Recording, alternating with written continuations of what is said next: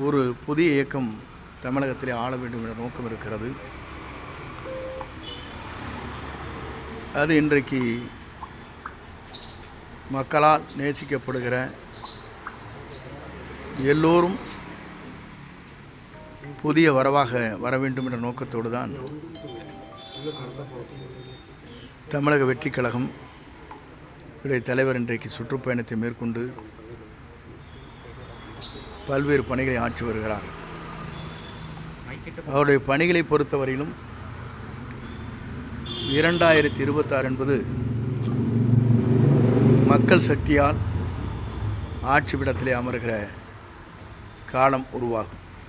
மக்கள் சந்திப்பு இயக்கம் ஈரோட்டில் எப்போ நடத்த திட்டமிட்டிருக்கிறீங்க சார்? அவர் கலந்து பேசி அதற்கு பிறகு அவருடைய ஒப்புதல் பெற்றால் தானே அதை நடத்த முடியும்.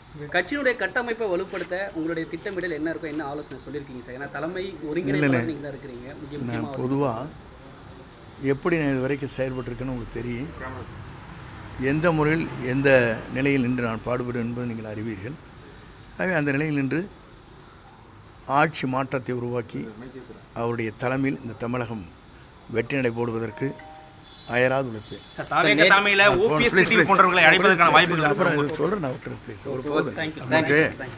உங்களுக்கு கேட்பாங்க, உங்களுக்காக ஹெல்ப் பண்ணிட்டு போயிட்டேன்.